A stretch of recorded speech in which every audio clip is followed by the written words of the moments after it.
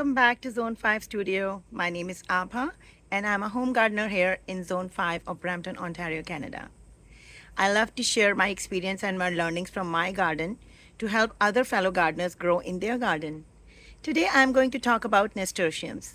Yes, you heard it right. All the gardeners, the home gardeners who have their kitchen gardens and the front gardens even, nasturtiums act as a beautiful flowers. No one can ignore them. So let's talk about them.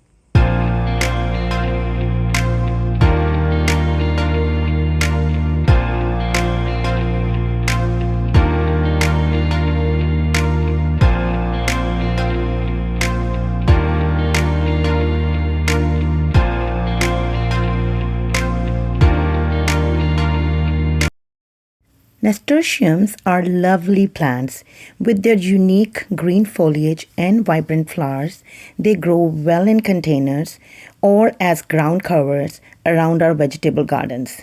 Their cheerful flowers does it all. This beautiful annual adds the pop of color to the garden and even fight insects, pests, and is even edible.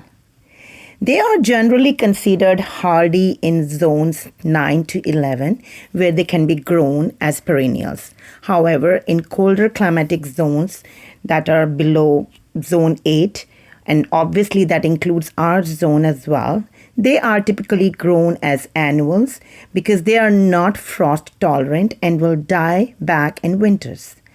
As they often self-seed, the gardeners in warmer zones may be lucky to see them reappearing in the spring on their own. Now let's talk about the types of nasturtiums. There are many varieties of nasturtiums which are divided into two main types: trailing or climbing types and bush types. Here I have grown the trailing types as I'm growing them in the containers. As their name suggests, the main difference between them is their growth habit, with trailing nasturtiums forming long vines and bush nasturtiums remaining more compact. The bush types are also sometimes called as dwarf varieties. Trailing nasturtiums are great for growing in a window box or hanging basket, as their vines drape the climb beautifully. As you can see, I have grown them in small self-made DIY boxes made from waste things, and they are blooming beautifully. They will grow, they prefer full sun, at least 6 hours of sunlight for best results. However, they will grow in partial shade as well. But you will experience none to few blooms only. Bush nasturtiums are a better choice for smaller gardens where the space is limited. You can use it as a tabletop, pot or, flower pot on your table in the garden. Nasturtium seeds may be sown directly in the garden or started indoors. Here in zone 5, I prefer to grow them indoors and start them indoors 2 to 4 weeks before the last frost date. Because their fragile roots are sensitive to transplanting, we prefer to sow them directly though. Indoors, as I said, we can start them 2 to 4 weeks before your last spring. What you can do is to avoid the shock to the roots. I use the planters, the seed pods that are biodegradable. So I do not take out the plant. I just plant them with the biodegradable pot in my planter. So you can do that as well. However, if you live in a warmer climate, I would suggest you to sow them directly outside. Soil temperature should be ideally between 12 to 18 degrees Celsius. Plan to protect your young seedlings from the late frost. Soil should be well draining. Nasturtiums thrive in poor to average soil, and they do not typically like extra fertilizer. If you can make the soil slightly acidic, between 6 to 7, that will be great. Any flowering plant will prefer that. Too much fertilizer, though, will only encourage more foliage and no to some flowers. Be conscious of the growing habit of the type of nasturtium you're growing. Plan to provide support to the trailing types, or if you are growing them in the raised beds, then they will look beautiful if you just laid them. I typically in my raised beds, when I grow them, I typically use the garden pins. So I just keep them, picking the garden pins in the raised bed, and they will just continue growing. They form the roots there only. Now, the most important part in any flowering part is beheading. Cutting off the faded or dead flowers will prolong and blooming and will encourage more blooming.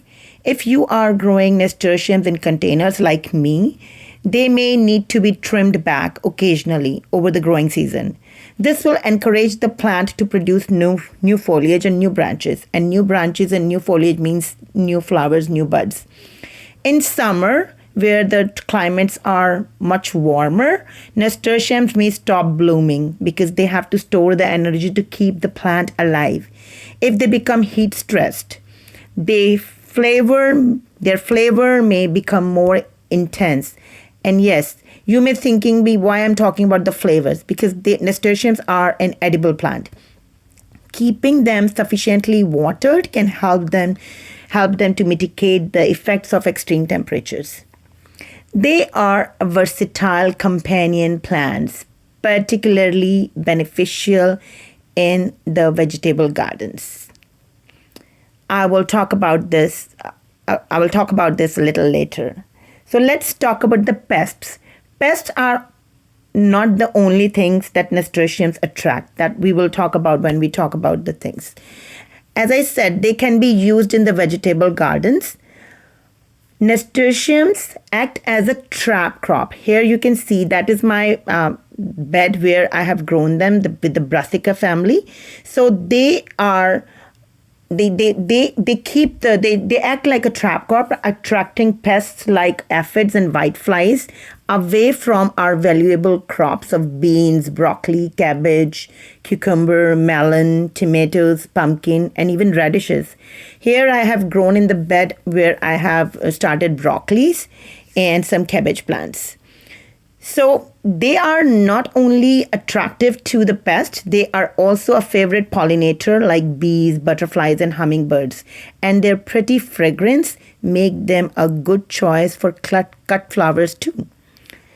So let's talk about harvesting now. As I said, nasturtiums is a beautiful plant and is an edible plant. Yes. Leaves and flowers can be harvested at any time, and they make wonderful recipes for your salad bowls, for your teas, and there are some other recipes. You can just explore tons of recipes on the YouTube channel.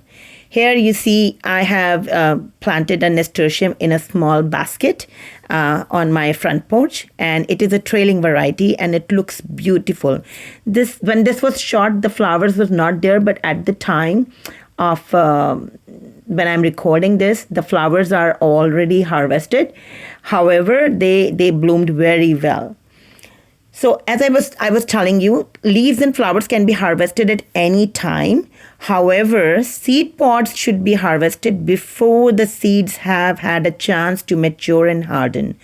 I will make a separate video of harvesting seeds from all the plants that I have. Snip off the leaves, flowers, and seed pods with scissors to avoid damaging the plants. Don't just pinch them. If you allow the seed pods to mature, you can save the nasturtium chickpea-sized seeds and replant them in the spring again. Let the seeds dry out of the vine. They will fall off. Collect them, brush off the soil, and dry them and store them in a paper envelope in a cool or dark place. So that's all about nasturtiums. As you can see, it is such a versatile plant that can be grown as companion plant, as ground cover, in pots and containers, as climbers, in baskets, and with so much variety of colors and the hardiness it carries, it is so easy to grow. You can start from seeds or you can buy the tiny plants. So if you haven't started nasturtiums till now in your garden, do it from the next season. It's never too late. And do share with me the pictures and the videos of your garden. And if you have not subscribed yet, please subscribe and do share this video with your friends and family who are in love with nasturtiums.